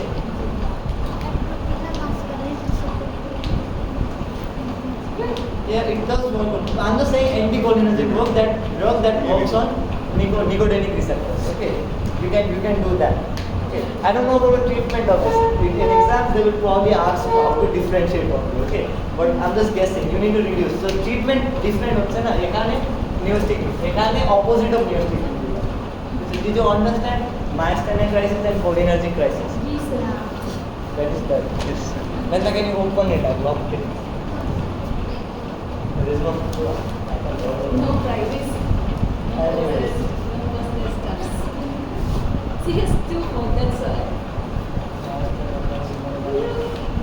So another thing, neostigmine, another indication is it is used for reversal of neuromuscular blockers during surgery. Okay. Reversal, neostigmine is used for reversal of neuromuscular blockers during surgery, after surgery.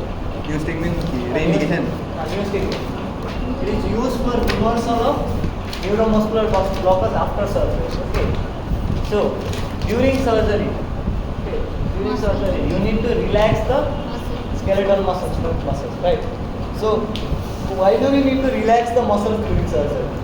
So there is a surgery at the abdomen, appendicitis. Why do you need to relax the muscles of the abdomen? If the muscles are contracted, there is contact. If you give an incision there, will this incision open up? No, because the muscles are contracting like that. Another thing, if the diaphragm is not relaxed, if the diaphragm is a skeletal muscle, if you don't relax the diaphragm will keep on moving. Okay, so you're trying to operate on the appendix, but the appendix keeps on moving because the diaphragm is pushing it up and down. So can you find the appendix? Keeps on moving, right? That's why if you go to general surgery, if you don't know, they will give neuromuscular blockers there first. When they give neuromuscular blockers in there, that's why they paralyze the diaphragm, right? That's why they give the endotracheal intubation. That's why, because first they give the neuromuscular blocker in order to paralyze the diaphragm, so that the stomach doesn't move during the abdominal surgery. When the diaphragm is paralyzed, can the patient breathe now? No. So you have to get artificial respiration. That's why you do intubation. Okay. So during surgery, we need to relax all the muscles. Okay. I told you why. In order to clear the abdomen so that there is no movement and the incision is easier to do, right? But after the surgery, we need to get the diaphragm back into action, right? Surgery পরেও যদি diaphragm paralyzed থাকে, patient তো মরে যাবে না. So how do you need to reverse it? In order to reverse it, you can give neostigmine. কারণ কি? Neostigmine will go to the neuromuscular junction. It will increase the amount of acetylcholine. The acetylcholine will start stimulating the diaphragm. Okay. So can we use neostigmine to reverse the effect of neuromuscular blockers? Right? So that is one of the indications of neostigmine. So what were the indications of neostigmine? First one was myasthenia gravis. The second one was reversal of neuromuscular blocker after the Surgery. surgery. Not before, after the surgery. Right? What was the indication of physiostigmine? Physiostigmine? Physiostigmine glaucoma Alzheimer's disease. Alzheimer's disease Alzheimer's disease. Can you remember this much? Is it so hard? And we talked about hydrophonium test, we talked about cholinergic crisis, myasthenia crisis. Okay, they're difficult. So I think that is it for today. All of this. Finish করবো হ্যাঁ শেষ করো